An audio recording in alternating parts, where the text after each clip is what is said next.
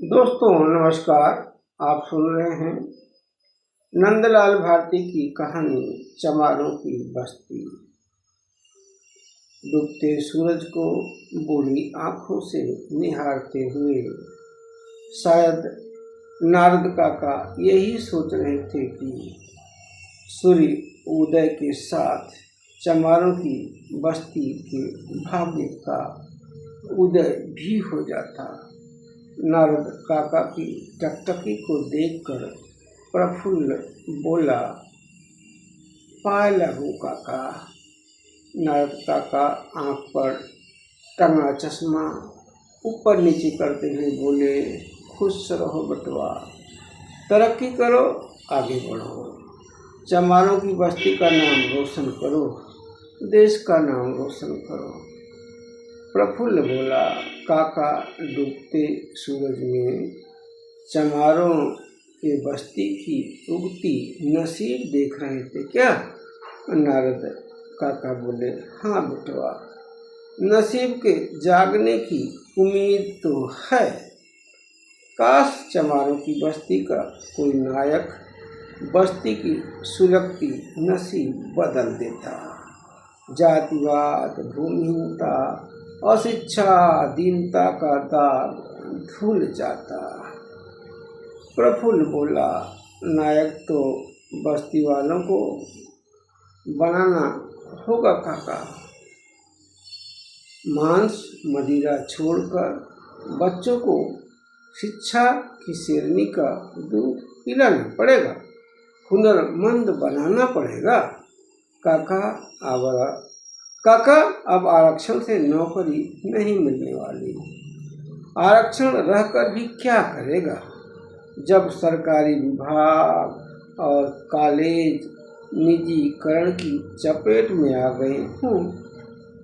नारद काका बोले, हाँ बेटवा, कुछ योग्य पढ़े लिखे लड़के लड़कियां नौकरी में जाएं, कुछ व्यवसाय को अपनाएं। नजरिया बदलने से ही नजारे बदलेंगे। प्रफुल्ल बोला, हाँ काका, समय के साथ बदलाव जरूरी है। सोए हुए समाज को झकझोर कर जगाना भी है। आज की दुनिया में शिक्षा और संघर्ष के साथ बिजनेस में भी उतरना होगा। नारद काका बोले, हाँ बेटवा, विदेशी दुश्मनों ने हमारे पूर्व शासकों को कपट छल बल से सत्ता, जल, जमीन और जंगल से बेदखल कर अछूत बना दिया। प्रफुल्ल बोला, काका, हमारे पूर्वज शासकों में चंवर सेन, अवंती वर्मन, रानी सुगंधा, राजा मयाराम, चिंतामणि, धोबा, राजा चंवर, कमल सेन, ब्रह्मसेन, रति सेन आदि अनेक महान सम्राट हुए हैं। पर काका, वो बीते जमाने की बात हो गई है। अब काका, सोए हुए समाज को उठकर अपनी नसीब लिखना होगा। नारद काका बोले, बेटा, वक्त आ गया है, अब तरक्की करो या मरो। आदमियत के दुश्मनों ने इतिहास में छेड़छाड़ कर देश के मूल शासकों को असुर चमार बना दिया और खुद सुर देवता बन गए। प्रफुल्ल बोला, काका, चमार मुगल शासक सिकंदर लोदी की गाली है। यह गाली किसी एक को नहीं दी गई थी, यह गाली पूरे भारत के मूल निवासियों को दी गई थी। नारद काका बोले, आदमियत के दुश्मनों ने भारत के मूल निवासी वीर क्षत्रियों को चमार बना दिया। एक गाली का दुष्प्रभाव आज भी सहना पड़ रहा है। प्रफुल्ल बोला, हाँ काका, सिकंदर लोदी की गाली से खुश होकर पोथी वालों ने चौथे वर्ण शूद्र की स्थापना भी कर डाला। नारद काका बोले, इंसानियत के दुश्मनों ने पीने के पानी पर प्रतिबंध लगाया, कमर में झाड़ू, गले में हाड़िया लटकाया, महिलाओं पर स्तन टैक्स तक लगाया। हाय रे आदमी के दुश्मनों, तुम कितने गिर गए थे। प्रफुल्ल बोला, काका दूर कहाँ जा रहे हो, अपने गांव को देखो। 10 परिवार सवर्ण जमींदारों का है। पूरे गांव की 90% जमीन पर उनका कब्जा है। गांव में 50 से अधिक चमार परिवार हैं।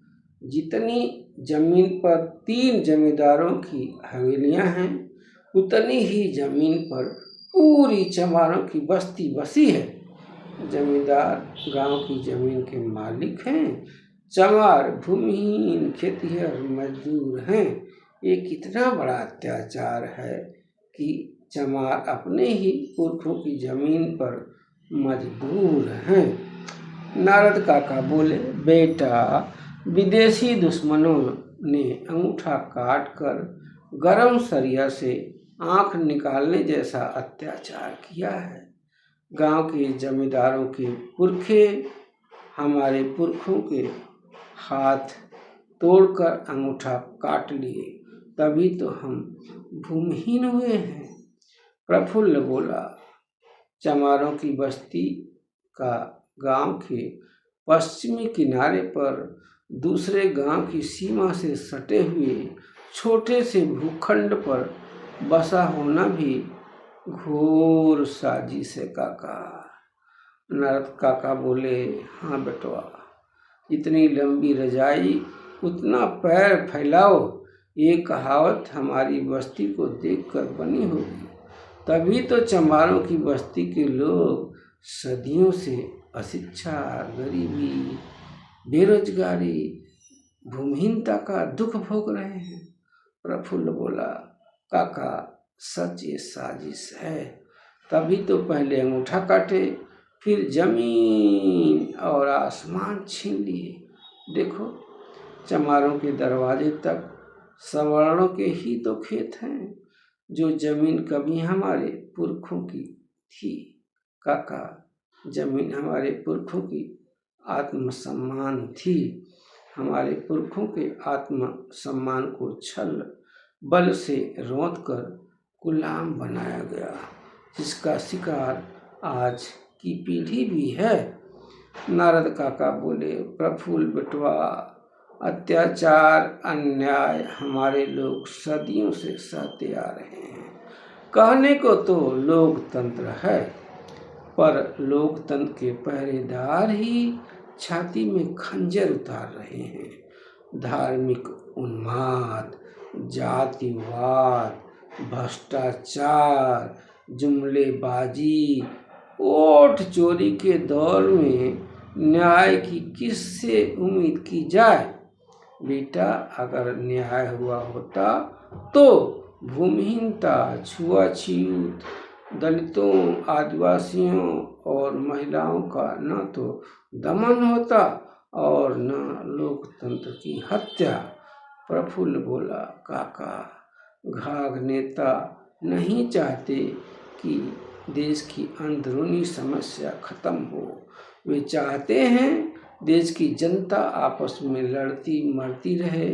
वे जाति धर्म के नाम पर वोट लूटते रहें, हिटलर की तरह सत्ता पर काबिज रहें, जनसंख्या का रोना रोते रहें। नारद काका बोले, देश की जनसंख्या कोई समस्या नहीं है।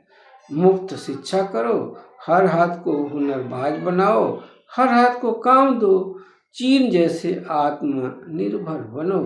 पर नहीं, यहाँ तो 5 किलो मुफ्त अनाज देकर पंगु बना रहे हैं। बेटा, ये घाघ नेता लोग धर्म की अफीम चाट कर सत्ता पर बने रहना चाहते हैं। उन्हें देश और समाज की तरक्की से कोई मतलब नहीं है। प्रफुल्ल बोला, काका लोकतंत्र के सिपाही धर्म के सिपाही बनते जाएंगे तो न समाज का विकास होगा न देश का। मुसोलिन किस्म के शासक चाहते हैं कि गरीब गरीब बना रहे, अशिक्षित अशिक्षित बना रहे, गुलामों की फौज तैयार हो। इसीलिए तो सामंतवादी सोच के लोग न समान शिक्षा न तो समान चिकित्सा का प्रावधान कर रहे हैं। नारद बोले, हाँ बेटवा, जब तक सत्ताधीश बांटो और सत्ता पर काबिज रहो कि कुनीति अपनाएंगे, तब तक देश और समाज कैसे तरक्की करेगा। प्रफुल्ल बोला, हाँ काका, तभी तो चमारों की बस्ती से तरक्की दूर बहुत दूर है। जातिवाद, भूमिहीनता, गरीबी पसरी पड़ी है। कानून रहने से क्या होगा जब रक्षक ही भक्षक बनेंगे।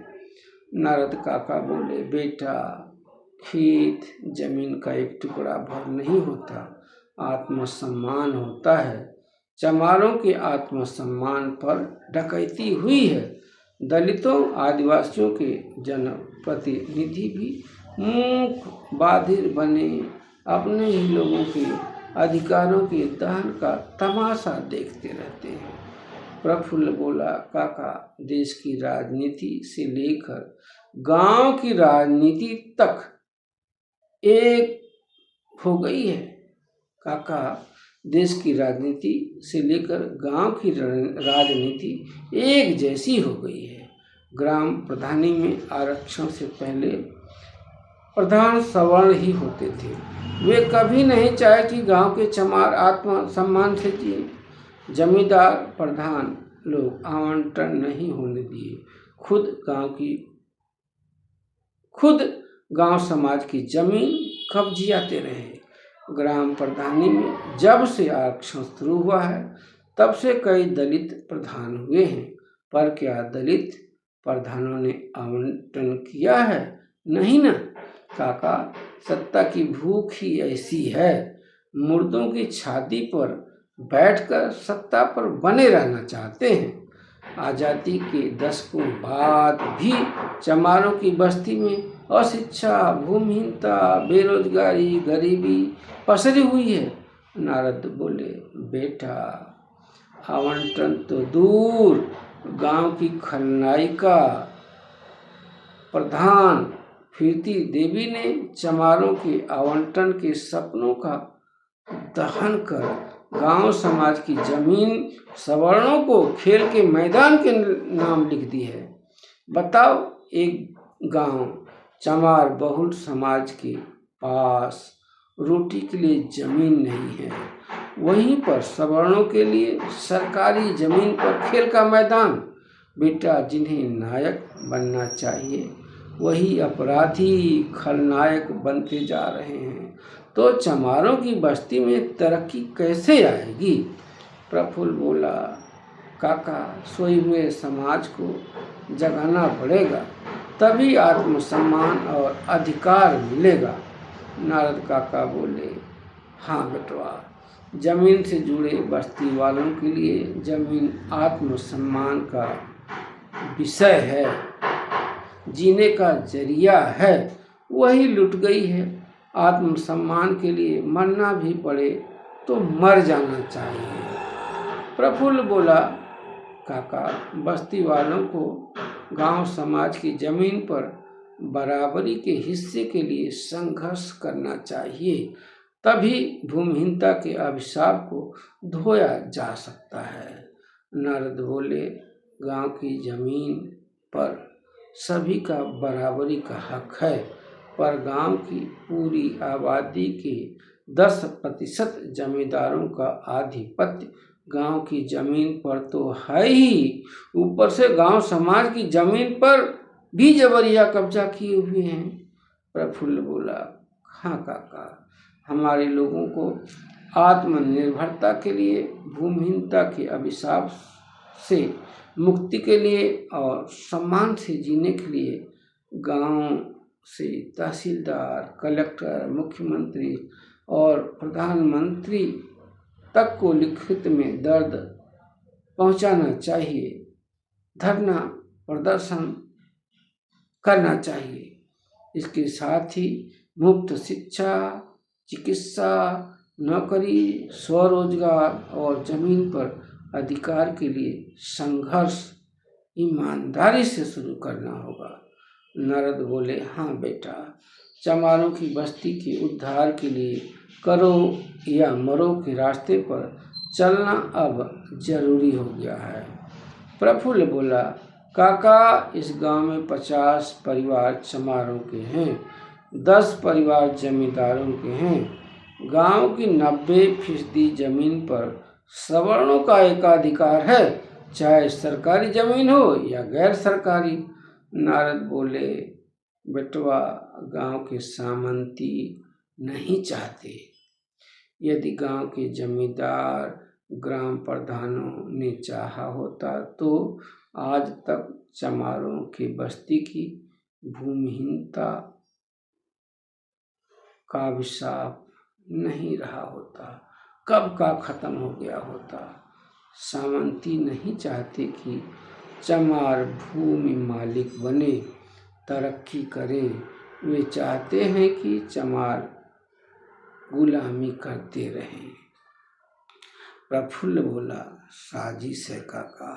सोचो, पूरे गांव की जमीन जमींदारों के कब्जे में है। गांव के 50 चमार परिवारों के हिस्से गांव की 5% जमीन भी नहीं है। नारद बोले, चमार बहुल गांव के चमारों के आगे बढ़ने के रास्ते बंद हैं। सारे रास्ते इन सामंतवादियों ने बंद कर रखा है। क्रूर सामंतवादी समाज चमारों और हाशिए पर पड़ी कौम को गुलामी की जंजीर में जकड़े रखना चाहता है। ये समाज कितना क्रूर हो गया है। प्रफुल्ल बोला, काका, सामंतवादियों की क्रूरता देखो।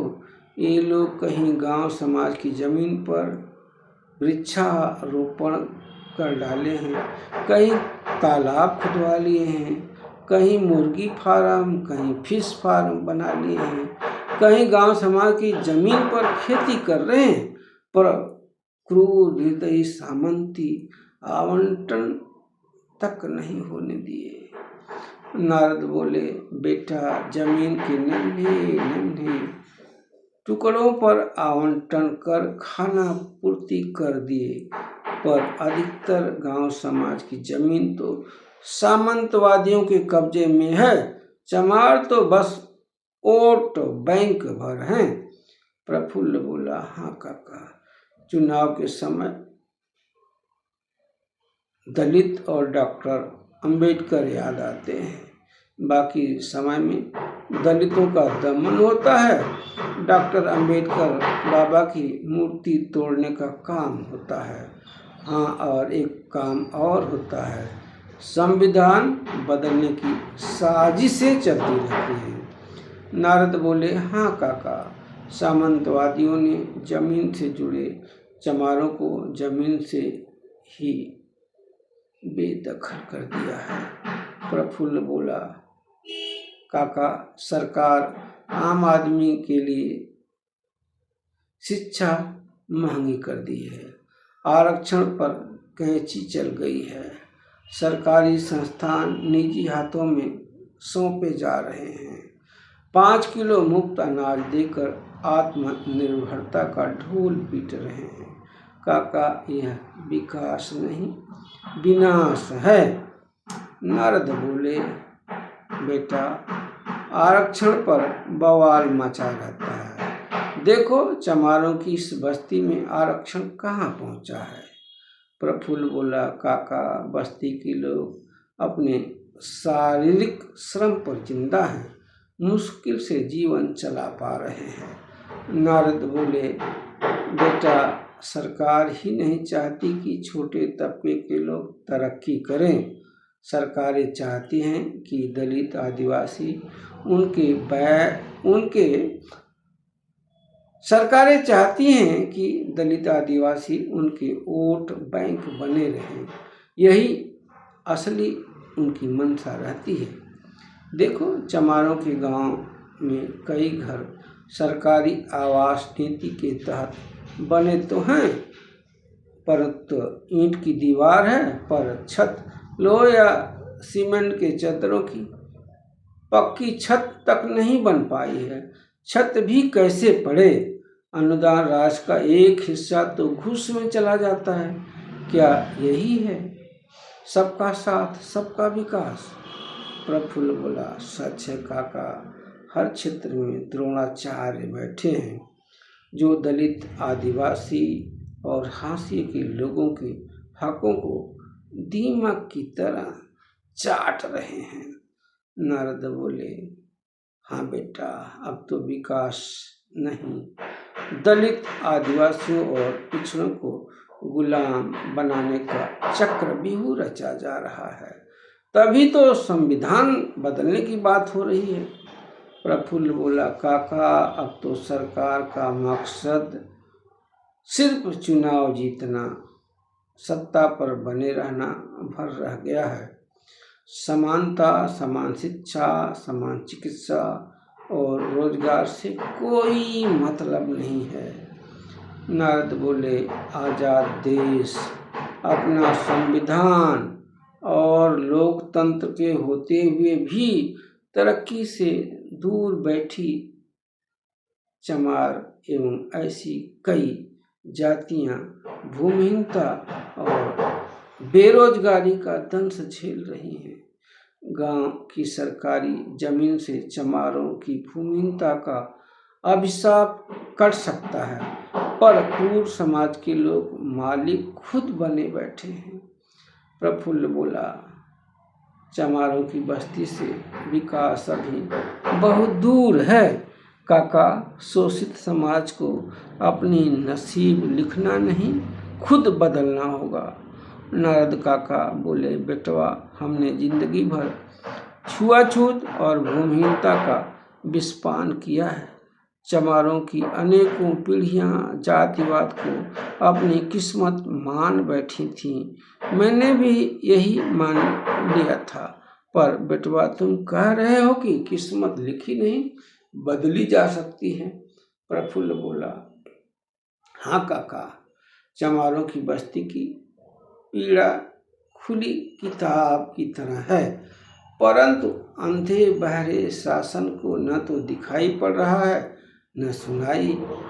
किस्मत बदलने के लिए जिम्मेदारों को देखना और सुनना पड़ेगा। सूरज डूब चुका था, नारद काका की पलकें गीली हो चुकी थीं। प्रफुल्ल की बातों को सुनकर नारद काका को लगा कि चमारों की यह बस्ती केवल दुख की कहानी नहीं, बदलाव की कहानी भी लिख सकती है। नारद काका गहरी सांस लेते हुए बोले, बेटा प्रफुल्ल, चमारों की बस्ती की अगर किस्मत बदल गई तो बस्ती वालों की पीड़ा और चुप्पी इतिहास बन जाएगी। अब नारद काका को यकीन हो गया था कि चमारों की बस्ती का विकास चुप्पी से नहीं, सवाल पूछने, अधिकार मांगने, आवाज उठाने से होगा। चमारों को मृत समाज नहीं, जागृत समाज बनना होगा। नारद काका के आत्मविश्वास को देखकर प्रफुल्ल मुस्कुराया। उसकी मुस्कुराहट में अच्छे भविष्य का सपना था। वह बोला, काका, चमारों की बस्ती को दुख की कहानी नहीं, अब बदलाव की कहानी लिखना है।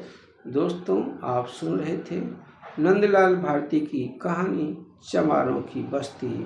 दोस्तों, अगर आपने अब तक चैनल सब्सक्राइब नहीं किया है तो कर लीजिए, इसमें कोई पैसा नहीं लगता, मेरा आत्मबल जरूर बढ़ता है। बहुत बहुत धन्यवाद।